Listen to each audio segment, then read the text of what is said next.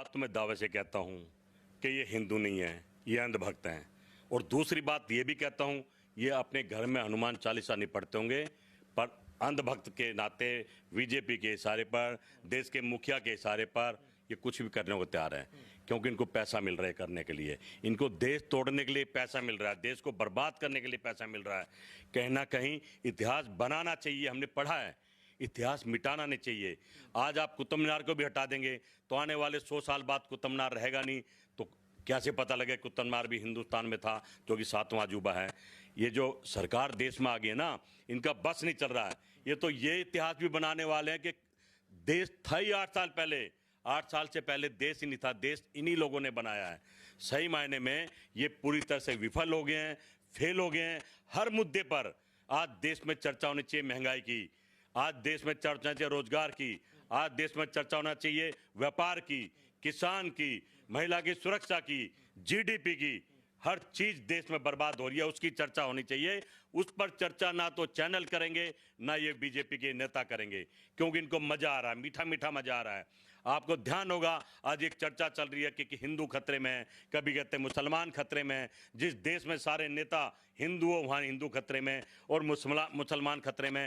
हिंदुस्तान में जब भी बात होती है, जब भी भला होता है, कोई विचारों को रखकर बात को करके ही आगे बढ़ा जा सकता है, हिंदू मुसलमान करने से नहीं, धर्मों की राजनीति करने से नहीं। ये तो मोदी जी को सोचना पड़ेगा।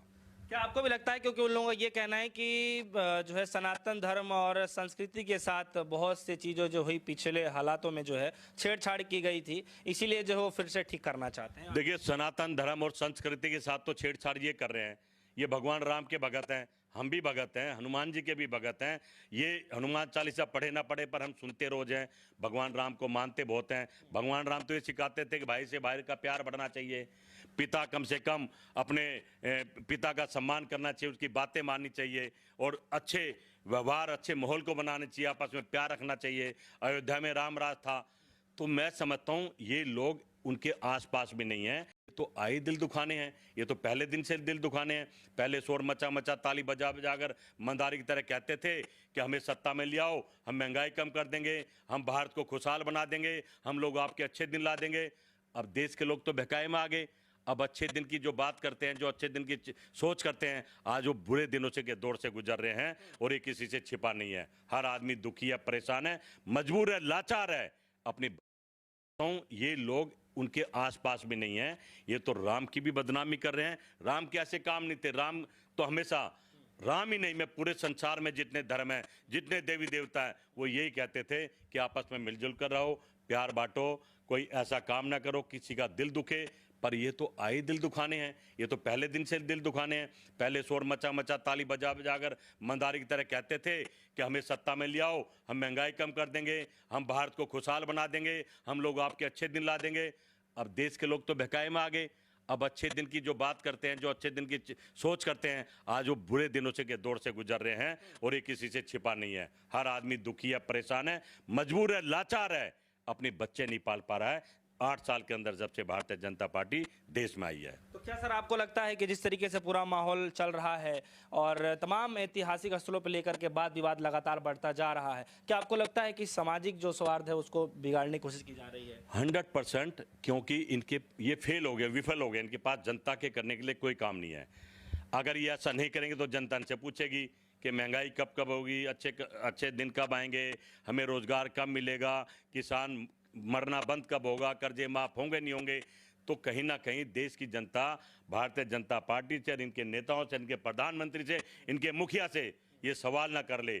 इसलिए ये मीडिया के, गोदी मीडिया के माध्यम से शोर मचाया जा रहा है। जो चौथा स्तंभ गोदी मीडिया कांग्रेस के समय में चौथा स्तंभ था, एक सम्मानजनक नज़रों से देखा जाता था। अब तो वो दिन आने वाले हैं जहाँ गोदी मीडिया देखने भी शाहीन बाग में बिल्डोजर लेके पहुंचे थे। रिपब्लिक चैनल और आज तक के चैनल के पत्रकारों को लोगों ने जूता मार कर दौड़ा दिया। अभी तो वहाँ से दौड़ाया है और सारे देश से दौड़ाने वाले हैं। ये लोग हैं, पैसे के दम पर इस भारत को बर्बाद कर रहे हैं सरकार के साथ मिलकर। हमारे मीडिया के लोग हर जगह लोकतंत्र की बात करेंगे, पर वही मीडिया वाले आके हिंदुस्तान में जब बात करते उनको सांप सूंघ जाता है।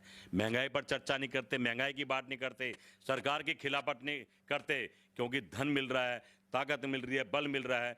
तो कहीं ना कहीं एक ही थाली के चट्टे बट्टे हैं, जो आपकी सरकार है और जो गोदी मीडिया के लोग हैं। इनसे भारत को और भारत के लोगों को बचाना ही पड़ेगा।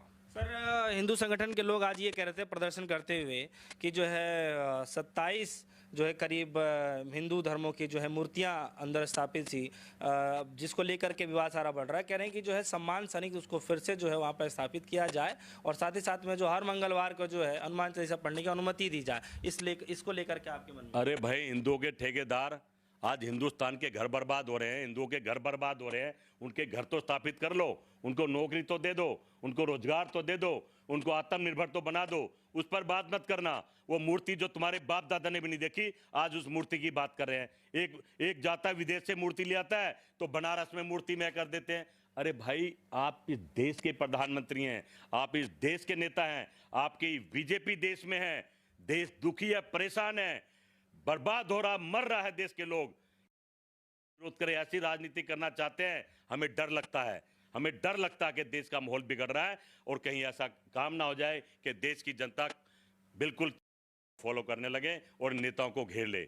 इनसे बचाना पड़ेगा, इस देश को बचाना पड़ेगा। लोग इस तरह इतने कुकर्मी आगे हैं, आप देख रहे हैं।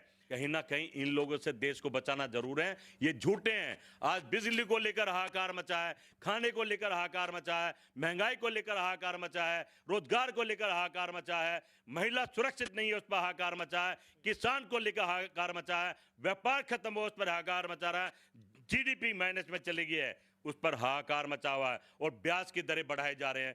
कहीं ना कहीं अब इस देश को, देश के लोगों को हाथ जोड़कर प्रार्थना करता हूं, ये भारत आपका भी है, हमारा भी है। इसको बचाना नेता का ही धर्म नहीं है, आपका भी धर्म बनता है।